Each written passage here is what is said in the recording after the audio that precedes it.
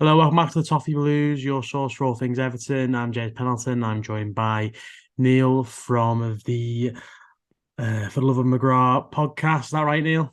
That's it, yeah. For the love of Paul McGrath. Obviously, you guys will probably disagree, but podcast named after the greatest defender ever that ever lived. I've seen him in the flesh. To be fair, he's a lovely guy, very very good player. But Yeah.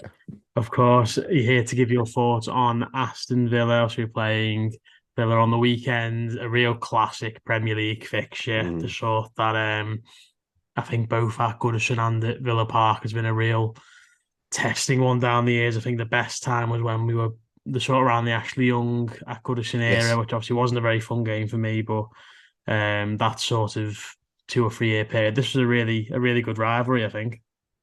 I think so too, yeah, around the David Moyes years, the David Moyes, obviously with you guys, Martin O'Neill with us, and both kind of vying for trying to get into Champions League places. Obviously, you guys made it, but we never quite got over that. But it would have been very much so, yeah. We like it was a budding rivalry, and as you said, it is a typical Premier League fixture, if I'm not mistaken in saying it's the most played fixture in league football.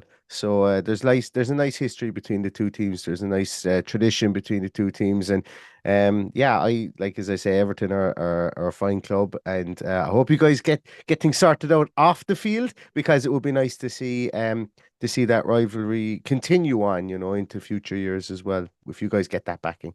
Yeah, of course, yeah, absolutely. I mean, I think we've had quite a similar season in many ways, which obviously we'll touch on here. And we'll sort of dive straight into that. So the sort of thing I wanted to ask was what was going into the season, what was the sort of consensus around Villa? Because obviously Gerrard was there at the time. We'll talk about recruitment in a minute, but obviously a few signings have been made, bit of an overturn in the squad at Villa.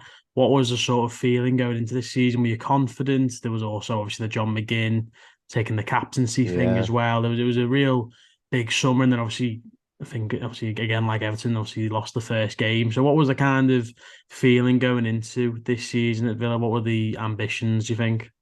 So that's yeah. So I think it this season has been very much with Gerard, without Gerard type of season so far. And obviously, as you like, just like you guys, we've had the upheaval of having to change manager mid-season. But your question with regards to what it was like coming into the season was it was a difficult one, really, because if you were to ask me before we went off to Australia, and even during when we were in Australia on our pre-season tour, I would have said everything was going swimmingly. It was looking great, and then it all unraveled over the course of. It's like when everybody was in close quarters and close contact with Steven Gerrard. Everybody realized, ooh, Mm. I don't. This guy ain't doing it. This guy ain't it. Like it was Mm. really really strange. We had lost Michael Beale who went to Ranger or went to QPR. QPR, yeah. And then we brought in Neil Critchley. Neil Critchley couldn't get a visa to go to Australia in time, so it was Stephen Gerrard and some support staff as well that were over there. And it really just unraveled. Like it was, I've never seen anything like it. We obviously lose 3-0 at the start, or we lose at the start of the season to Bournemouth. And then the fans were just like, yeah, get him out. It was just like I've never seen it as like we change. We obviously we're a club that had Deadly Doug that would point his finger and fire at a quicker notice than Alan Sugar in The Apprentice previously. But it's I've never seen it before. I've never seen it. It was just a case of okay, this is worrying how badly the team was set up here. This guy got to go, and we played you guys. I think it was second game of the season. We got the win in that one. We lost Douglas Diego Carlos, our big signing in the off season. The guy who was going to come in and was going to shore up our defense. And it was like literally, it was just those first 6 weeks of the league were just like bad, bad situation after bad situation after bad situation, and you just didn't know when the end was coming, and it was really worrying, I think, for Villa fans for a period of time. Now we did pick up some results, but there didn't look like there was any identity, and obviously it culminated in Steven Gerrard being sacked after we lost to Fulham, and we brought in Unai Emery at the moment. But yeah, it was a weird start to the season because there was optimism, and then all of a sudden it was like, oh wait, this isn't what we thought it was, and it changed very, very quickly. The mood changed. Yeah, and I think that's kind of what I got from the outside looking in. I mean, I didn't know anything about the Neil Critchley visa situation. I knew Michael Beale had obviously left, and I thought Critchley going in was it would look like it could have been a good appointment, but obviously he ended up leaving as well to also go to QPR. But Hmm. I think that's kind of what it looked like. To be fair, it looked like that sort of pre-season anticipation sort of dissipated quite quickly. And obviously I didn't mind because I'm obviously we're not a massive fan of Steven Gerrard, but um, Really? well, yeah, exactly, yeah. So I didn't mind too much to be fair, but you mentioned it there, Diego Carlos coming in. Obviously, he was the big sign in the summer. Boubacar Kamara as well was one that I couldn't believe. Not necessarily that Villa signed him, but I couldn't believe he didn't go to somewhere in the Champions League. I thought that was an incredible signing. Few Hmm. squad players came in. What was the sort of consensus around the recruitment? Because it was a little bit. It felt a little bit sort of haphazard towards the end when the Myler Sarr didn't come Hmm. in, and then you didn't get a winger. And I thought, how can he go after a winger? Say, hey, how can the club go after a winger, not get the one they want, and then not sign one at all? I thought that was a bit strange. So, what was the recruitment consensus like? That was, yeah, and actually I'm glad you mentioned Ishmael Sarkis. I nearly actually I always just blank that one and forget about that. But I started the recruitment at the start. You mentioned Boubacar Kamara, Diego Carlos, really solid, good first team signings that we needed. We needed another centre half. Um, we needed to bring somebody in from that point of view, and we did. And then unfortunately, the whole team is a stinker in the first game. In the second game, he does his Achilles tendon. Um, just a freak incident. He's back training as it is at the moment. Obviously, won't be involved on Saturday, but he's somebody that Villa will look to get back on the field again. I think before the end of the season. Well, I know before the end of the season they will definitely do that. Boubacar Kamara has been, without a shadow of a doubt, a steal of a signing for us. Has had an iffy last game or two, but look, he's a young player. There's a lot of video on him out there now playing in the Premier League. When he first came in, he was brilliant at dropping into that almost into that Makelele position, picking up the ball, spraying it, really good passer of the ball. He was also somebody when you watch him play, he's got unbelievably good recovery abilities. If he loses the ball or if the ball is lost around him, he's very good at nipping in. You can see he was a centre half in a previous life as well because he did play centre half for Marseille. Recently, he's teams have kind of looked at him and they've kind of sat players on him, and he's going to need to learn how to get out of that press when time is not of the essence. Obviously, as well with regards to our the fact that we've now transitioning to playing the ball out of defence, short kickouts, things like that. He's been caught once or twice with the ball in instances with a very, very heavy press on him. And he will learn that. I know he will for sure. You can see he's got all the tools in his arsenal to be able to do that. But so far, so good. I would definitely give him a B plus. He's been by far and away one of our best players this season. Other players that came in, Leander Den Donker. Leander Den Donker, to me, I expected more from him. A seasoned international, a guy who's got a lot of Premier League appearances under his belt, but he always looks like a guy who needs to be told exactly what to do. He's almost robotic in the way that he plays. Had a horrendous mistake against Stevenage, which he got sent off for, and essentially Hmm. the whole team capitulated in that game, which we will no longer speak about. But he's been somebody who's been really hit and miss. He's had some really good games, but you know, when he played against us for Wolves. I always found him to be a small bit more athletic than he was, and it's like he put on an Aston Villa jersey and he turned wooden all of a sudden. He just feels very, very static and wooden. But there's a definite player in there somewhere. I just don't think he's going to suit Unai Emery's tactics. You've got other guys like Bednarak who've gone back, didn't get a sniff at Villa. Ludwig Augustinsson has gone back, didn't really get a sniff. Robin Olsen. Ooh, don't mention his name much around Villa Park, Robin Olsen, because he's dropped some clangers and he's had so many goals conceded against him when he played this season. So all in all, I think the only shining light really has been and I'm sure I've missed one or two people, but Boubacar Kamara is the shining light. Diego Carlos was somebody that we were really looking forward to seeing, and the other guys really would have to put them down as misses so far. You mentioned Ismail Assar. That was a really strange one. I think that was when the writing was on the wall that Steven Gerrard was either not coping with the pressures of being in a Premier League club, or was trying to stamp his authority on the club too much, or was even having butting heads with people at the top because everything was agreed. And next thing, all of a sudden, he pulled the plug underneath.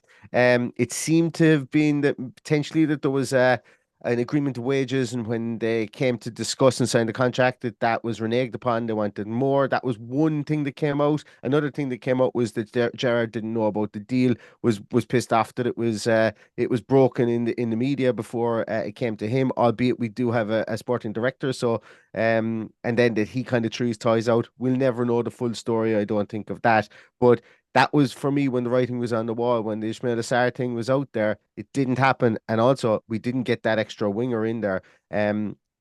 Was of a concern. That was when I think the unraveling really started to happen for Aston Villa and Gerrard. And from there on, it just really became a situation of playing out a couple of games that really meant nothing to Villa fans because you couldn't see an identity, you couldn't see any passion on the team on the field, and then it culminated in one of the worst performances I think I've ever seen from an Aston Villa team against Fulham, and he rightly was relieved of his duties more or less at the final whistle. Whether people will agree in the way that it was done, I think it needed to be done at some stage, and yeah, I'd like as I say, don't wish Stephen Gerrard any ill will or anything like that. I just think it was the wrong club at the wrong time for him, and Aston Villa obviously went and got Unai Emery, someone who's got a lot more managerial experience, and Stephen Gerrard will rock up somewhere else, I think, and get another chance and learn his trade. But he will definitely have lessons that he's learned at Aston Villa.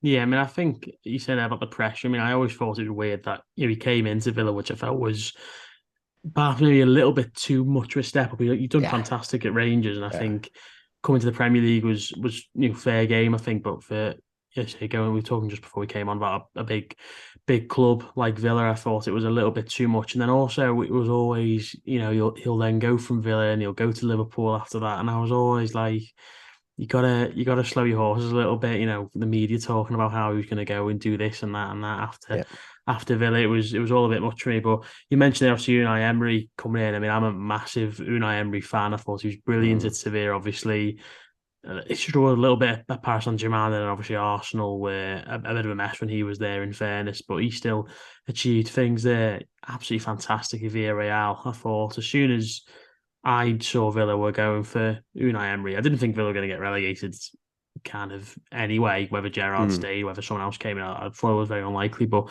as soon as Unai Emery comes in, I just thought, well, that's certainly Villa at the very least mid-table this season, and then they've got a real sort of top-end Premier League manager. How do you think it's gone for him so far? Because obviously it has been a little bit up and down. He's lost the last couple of games, Mm. but he's had some really good results as well. Yeah, absolutely. Look, can't get much better than coming in and beating United 3-1 in your first game. Nobody, there is, if any Aston Villa fan tells you that they saw that was a potential happening, they're a liar. You need to literally, yeah, you need to, I don't know, throw holy water on them, tell them, I don't know, whatever you want to do with them, but just ridicule them and say that they were a liar. There's no Aston Villa fan in their right mind believe that we could go out and beat Man United. Villa don't beat Man United. That's just the simple Mhm. fact of it. We don't do it. And we did in his very first game. We beat Brighton. And we had a very good start. We did have a good start. Unraveled a bit against Liverpool. Obviously, their high octane counter attack caught us big style, and that's really where he's found it difficult to implement his plan. When he's gone out in some games, he's played six at the back.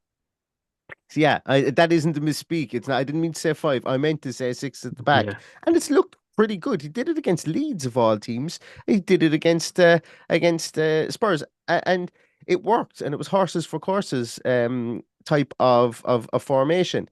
But then against Leicester, he plays a four at the back with a high line, and we get absolutely pulled apart all over the place. And really, really poor defensive performance. Attacking wise, we were actually pretty good in that game, but we made four mistakes at the back, and we conceded four goals. And that's been the juxtaposition that he's had to. He's really improved our attacking intent, which is kind of an un-Emery thing to say because his teams when you look through specifically I suppose at Villarreal, they were really compact at the back. They had two war horses in Albiol and Pau Torres at the back. They had more war horses in front with Etienne Capoue, Francis Coquelin, Danny Parejo, all these guys who would like just wily old foxes in there. Doesn't have that kind of wily nous at Aston Villa. We've got some good players, but there's a I think specifically in defence, there's a lack of leadership in there, and he's beginning to see it. He cut a frustrated figure after the Arsenal game, and a lot of people. I personally believe that a lot of people think that it was a case of, oh, Emi Martinez went rogue and went up for the corner. Yeah, I think there was a bit of that in it, but I think he was annoyed at some of our defensive positioning, and I think he was annoyed at the fact that Aston Villa, we were 2-1 up. We were also 2-1 up against Leicester, and I think it stems back to that game as well.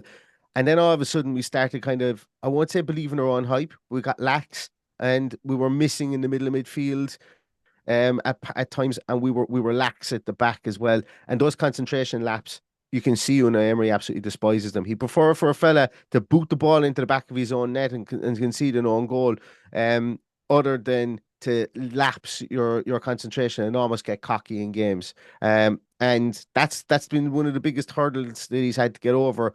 And very on a different day we get a point against Arsenal, but we end up losing 4-2. And it's that kind of nature, that self-destruct button that this team has, that he is going to have to iron out. And I think that's what's really frustrating him at the moment. But all in all, it's a net positive what he's done since he's come in. You can see an identity, and that's the big difference under Steven Gerrard. It was a case of go out and try and fit Coutinho into the team, see what you can do.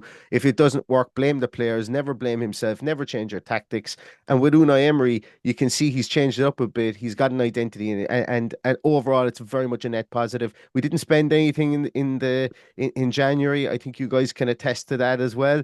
But we will Absolutely. be hoping that there's going to be a huge summer down Villa Park where Unai Emery basically um takes his knife to this team and carves it up whatever way he wants it and brings in the players that he wants. But so far so good, I would imagine. I think, and we as fans are learning an awful lot about this team that have, in an essence, let down three managers previously, or two managers previous to this as well. So there is an awful lot to learn from this team, and I think Unai Emery is learning very quickly.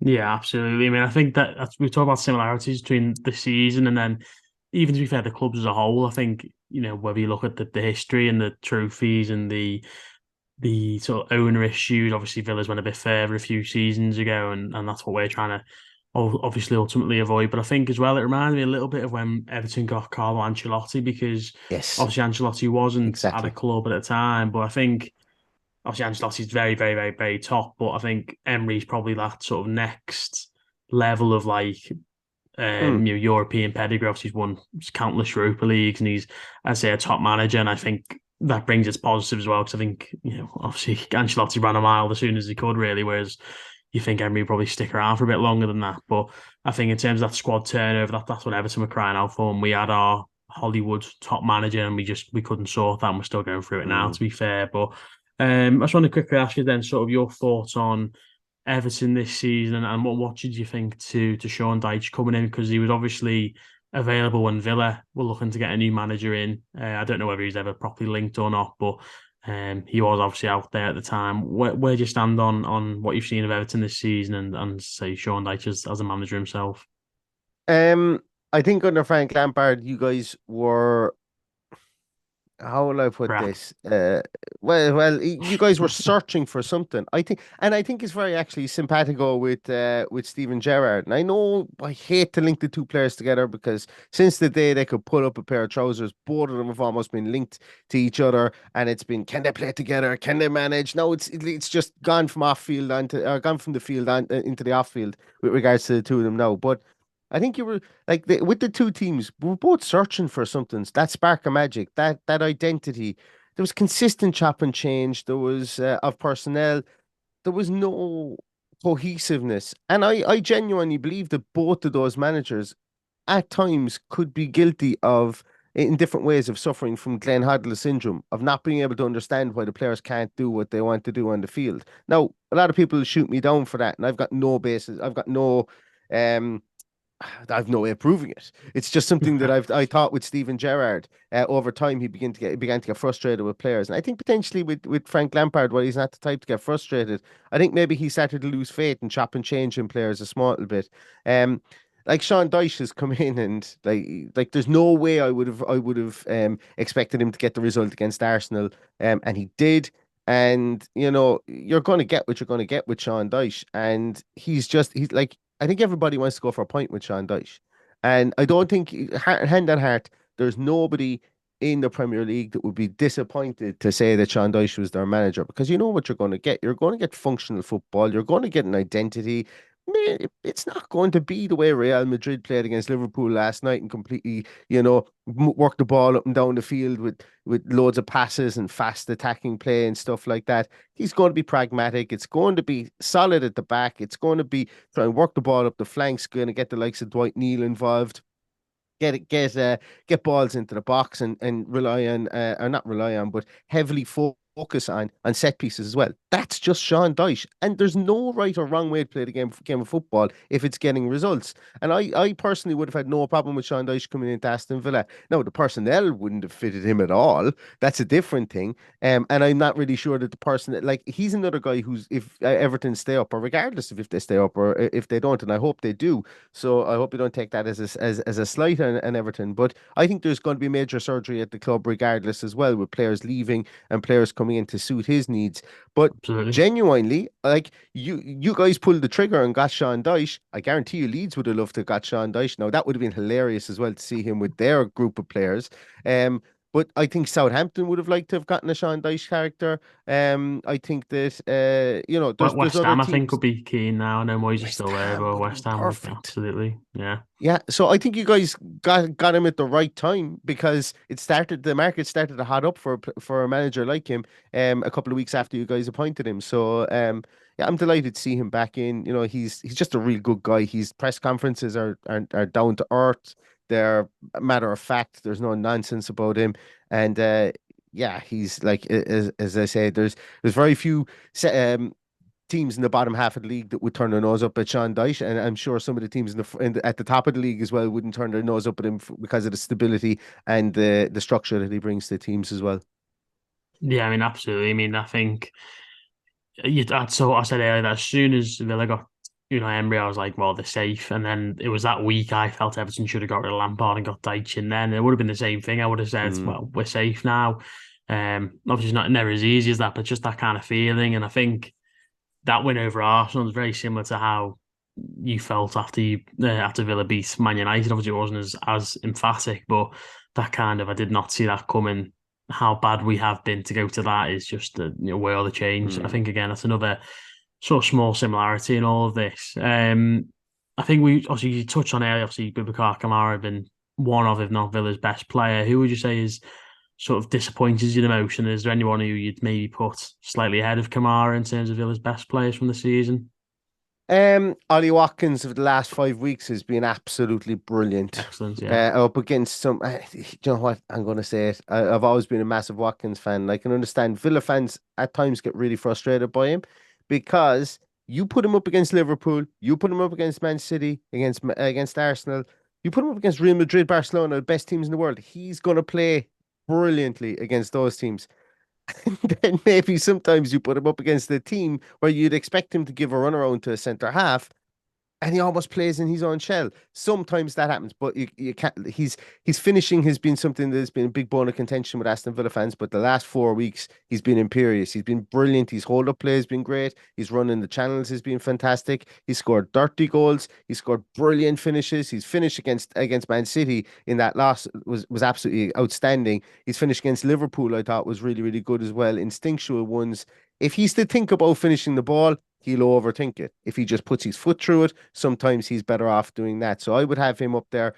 Douglas Luiz has been another person in there in that pivot, that double pivot role. If they do at times play that with Boubacar Kamara, they work very well there together.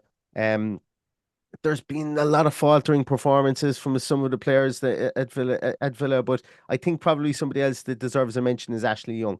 Ashley Young is a Ashley Young is somebody I think that that deserves a mention, because it's he's what, he's 90 years of age, I think, last birthday. And no, I jested that because he's actually, I think it's 50 days younger than me.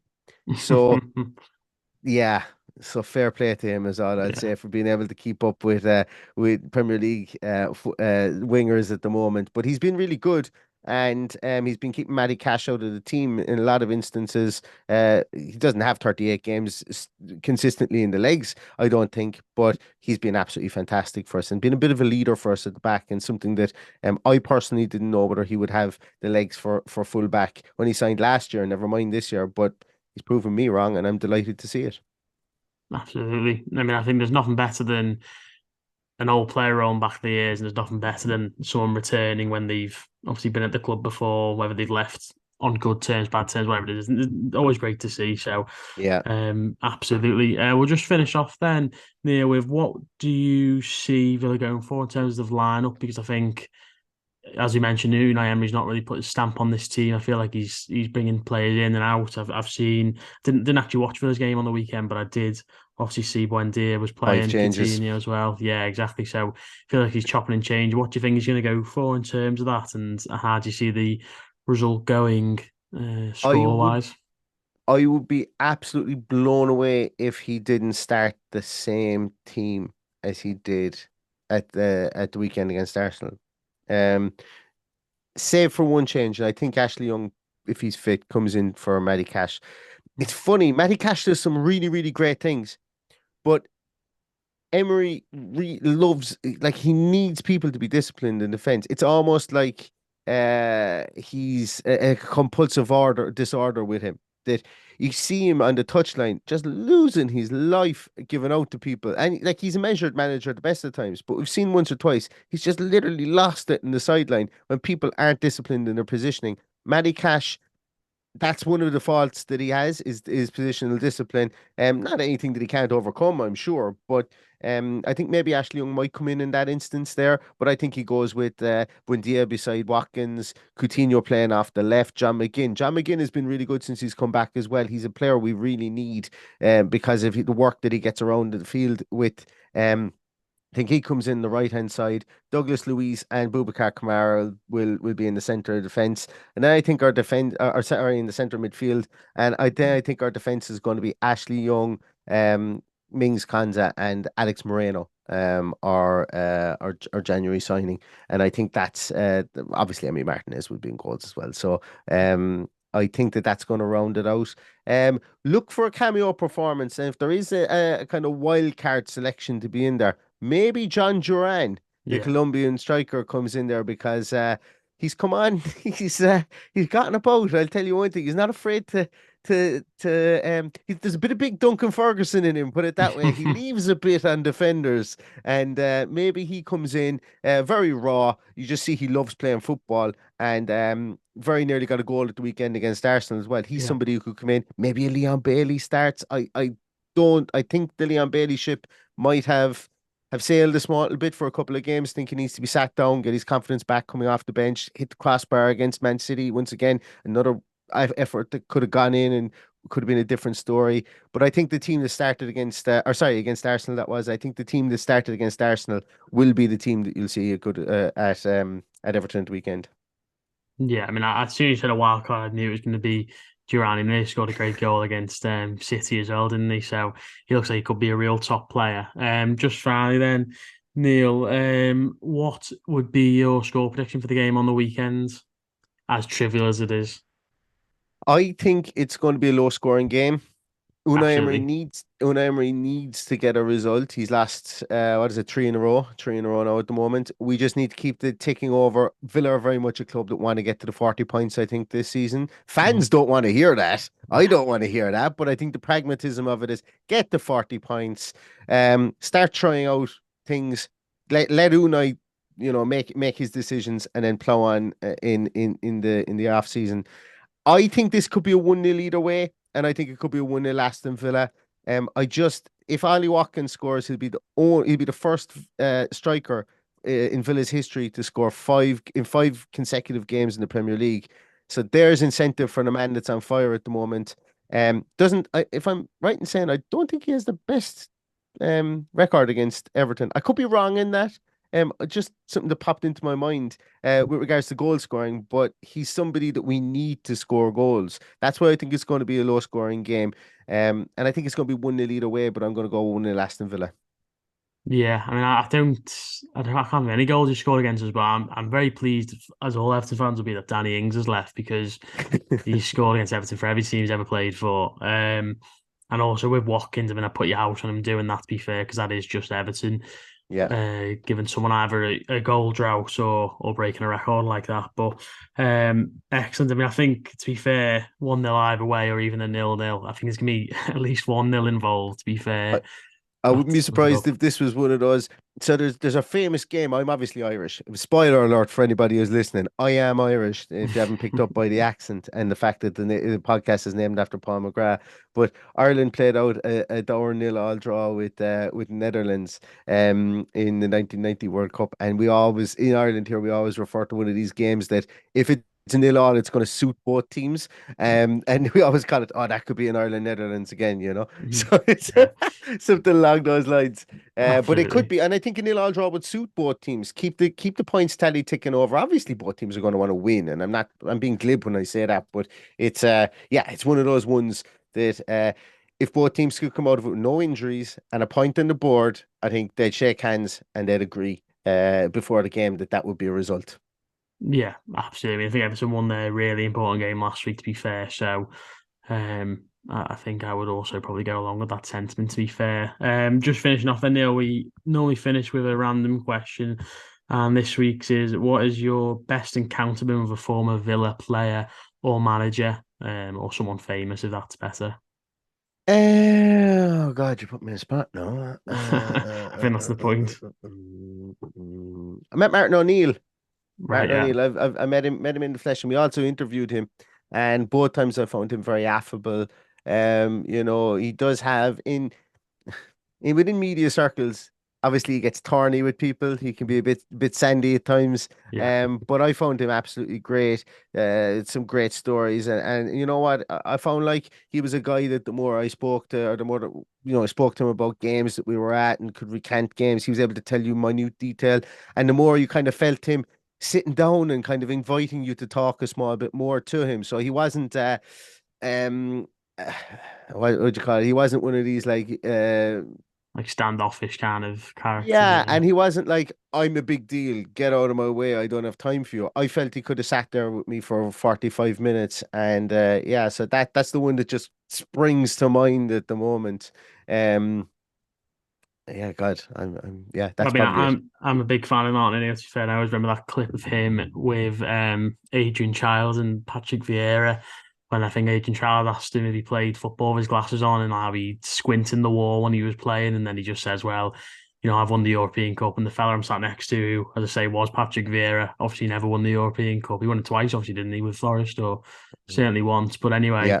that's kind of what I always think when I think about Martin O'Neill. But I'm a big fan, to be fair. But anyway, that's all we got time for today. So thanks very much for that, Neil. Obviously, I hope it'll be a good game on Saturday. Another one for the Villa Everton tally, and hopefully it's another classic. Yeah, absolutely. I agree. And yeah, thanks a million for having me on.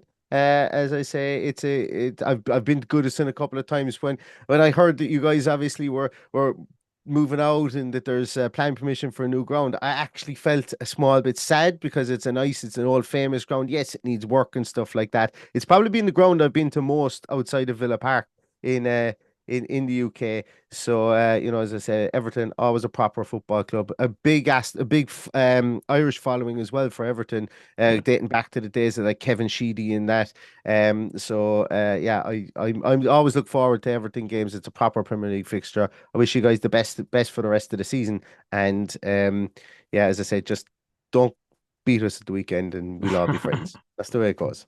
absolutely, absolutely. Thanks very much for that, mate. So that's all for us today on the Toffee Blues. Make sure to like and subscribe, and make sure to drop us a comment on what you thought and what you think is going to happen on the weekend. We'll say thanks again to Neil, and we'll see you all next time. Thank you.